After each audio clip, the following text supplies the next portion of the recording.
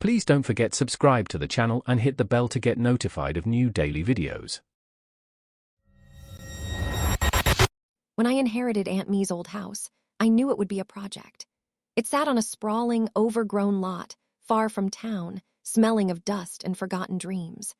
Aunt Me herself had been peculiar, but the house's true eccentricities belonged to its previous owner, Cyrus Yeager.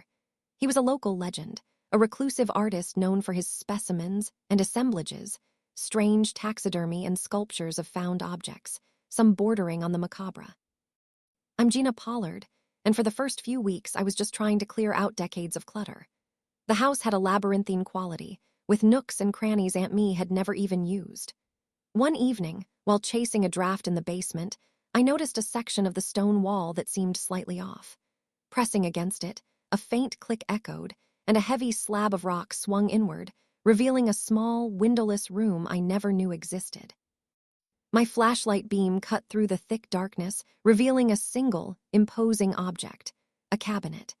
It was large, almost coffin-like, made of dark, polished wood and wrought iron, standing sentinel in the center of the tiny space. It was too heavy to move, easily 3 times my weight. The front was a lattice of intricate, organic-looking ironwork, but its surface was completely opaque, sealed tight. There was no lock, just an unnerving, seamless design. I tried to pry it open, but it was solid, unyielding. For days, it remained a mystery, a creepy relic I just wanted to forget was there. Then the smell started. Initially, I dismissed it as old house funk, maybe a dead mouse in the walls. It was faint, sweet and sour, like overripe fruit mixed with something medicinal. I scrubbed, aired out rooms, checked every corner. But it persisted, growing stronger, more cloying. It settled in the air, a sickly perfume that made my stomach churn. It reminded me of decaying flowers, but beneath that, a metallic tang, like old blood, and something else I couldn't place, something profoundly wrong. It was strongest in the basement, a silent, accusing finger pointing towards that hidden room. Night brought its own horrors. Wet, scraping sounds would drift up from below, soft at first, then more insistent. A low, rhythmic thudding, like something heavy settling, or perhaps a slow, deliberate heartbeat. My sleep became fractured, haunted by nightmares of being trapped, of things growing in the dark. The house felt less like a home and more like a tomb with me as its unwilling occupant. I was alone out here, and the isolation felt less like peace and more like a trap. One evening, the smell was so overwhelming I actually vomited. It wasn't just in the air. It was in me, in my clothes, clinging to my skin. I knew I couldn't live like this. Armed with a crowbar, my hands shaking, I descended into the basement. The hidden room felt colder, the air thick and heavy. The cabinet seemed to pulse with an unholy glow in the beam of my flashlight, the silence around it deafening, broken only by a faint, wet gurgle. I jammed the crowbar into a seam, straining. The wood groaned, splitting with a sound like tearing flesh. Another heave, and the heavy door gave way, slowly, sickeningly. The stench that erupted was a physical blow, a concentrated essence of death, decay, and something else entirely unearthly. My eyes watered, my lungs burned, but I forced myself to look. Inside, instead of empty space, was a clear, viscous, amber-like fluid, filling the cabinet almost to the brim. Suspended within it, like a macabre specimen in formaldehyde, was something.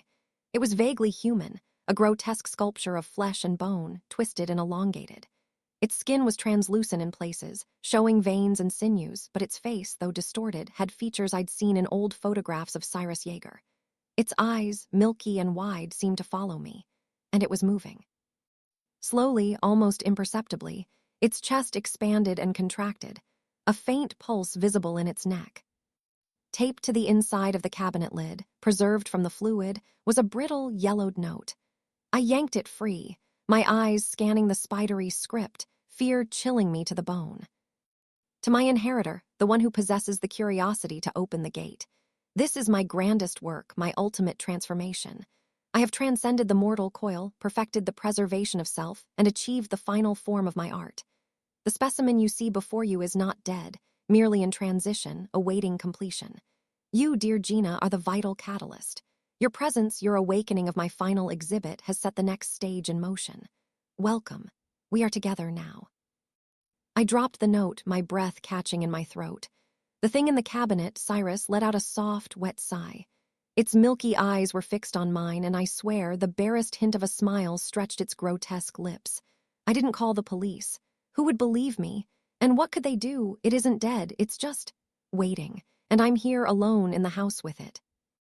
I sealed the room again, but I can still smell it. And sometimes, at night, when the house is quiet, I can hear a soft, rhythmic thudding from the basement. I don't know if the transition is complete, but I know I'm not alone anymore. And I have no idea what catalyst I'm supposed to be. If you enjoyed this video, please hit the thumbs up button to like it. And please do subscribe to support the channel.